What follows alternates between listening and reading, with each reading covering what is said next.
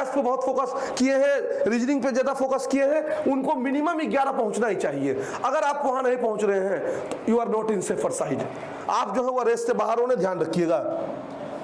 चलो next question देखिए क्या है।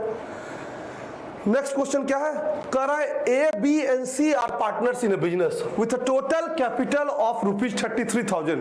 33,000 की जो है वह कैपिटल लगाया है, पूंजी इन्होंने इन्वेस्ट किया है। 33,000 पूंजी इन्वेस्ट करके क्या है वो पार्टनर है। The profit at the end of the year, साल भर जो है उन्होंने बिजनेस किया, साल भर प्रॉफिट करने के बाद जो है, काम करने के बाद प्रॉफिट जो वो 15,000 है, that is to be divided in proportion of their capital. जो उनका अनुपात है, इस 33,000 में जो उनका अनुपात है, समझना क्वेश्चन को, उसके अनुपात में उनको बांट लेना है। कह रहा है A receives 4500, B receives 5500 as their share in capital.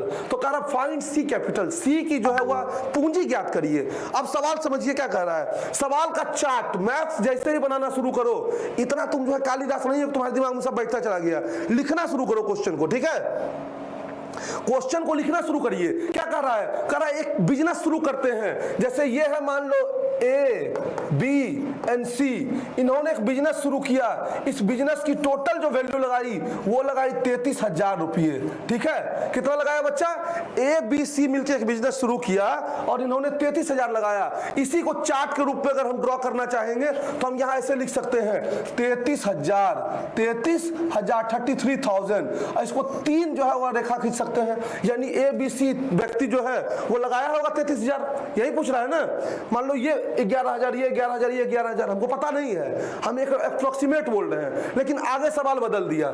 सवाल क्या बदल दिया, सवाल बदल के कहा साहब उनको प्रॉफिट हो गया बाद में, कितना हजार का प्रॉफिट हुआ, 15,000 का प्रॉफिट हुआ।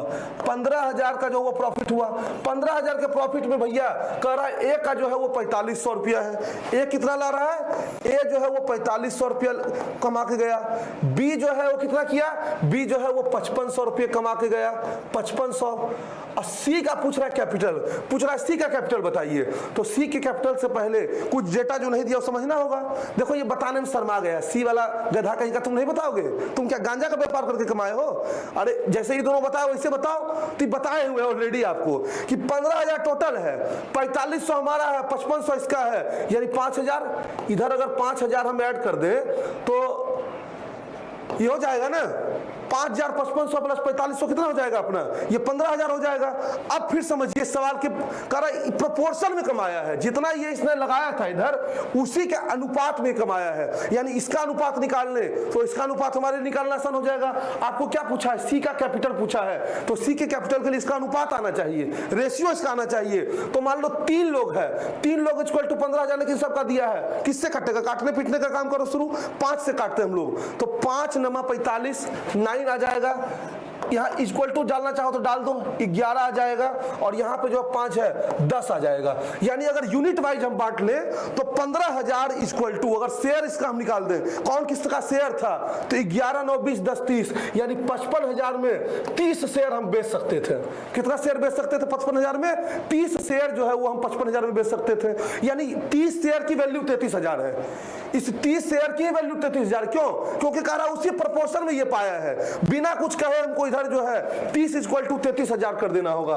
30 इक्वल टू जो है वह 33,000 जो हमको बच्चा कर देना होगा। अब बताओ 33,000 भागा 30 करोगे, क्यों करेंगे 33,000 से भागा 30, क्योंकि एक शेयर की वैल्यू निकालेंगे तब ना हमको पता चलेगा क्या प्राइस उसका मिल रहा है। तो एक शेयर की वैल्यू निकालने के लिए 33,000 से ऐसे सीधा जो है 30 भागा 33,000 ऐसे भगाओ। तुम लोग ऐसे टफ कर देंगे तो जो दिमाग डिस्टर्ब हो जाता है। तो टोटल आपका जो निकल के आएगा भाग देंगे तो 1100 रुपया निकल के आ जाएगा।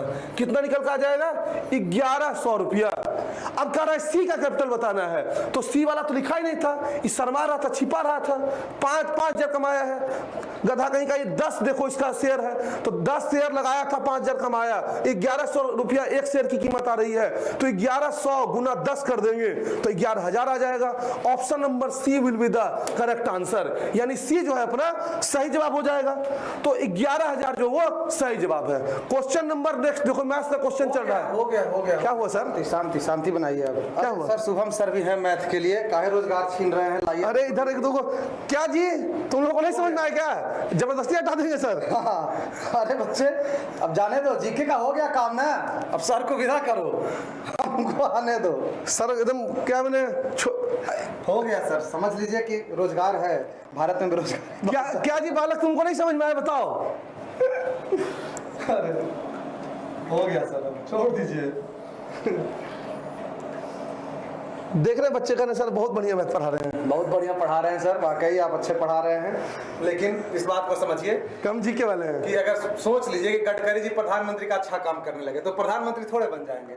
आप समझिए, पर हमको छोड़ना ही पड़ेगा मैथ ना। छोड़ना पड़ेगा। चलिए तो हम क्या ही करें। देखो जबरदस्ती हमको हटाया जा रहा है, मेरे साथ अन्याय हो रहा है। मैं इसके बाद जंतर मंतर पे धरना देके बुलंद करूंगा। अरे चलो बच्चों, तो रीजनिंग सॉल्व करेगा सर। तो अभी तो मैथ है, ये तो मैथ आ गया है। हम अपना रीजनिंग लेके आए हैं। अच्छा रीजनिंग लेके आए हैं, सेव करेंगे। हाँ, तब तक आप चलिए। तब तक गपशप करिए। क्या जी बच्चों, कितना सही होगा पूछिए। बहुत बढ़िया सर। अमेजन के CEO एंडी जेसी हैं। अच्छा देखो, मान लो ऑप्शन में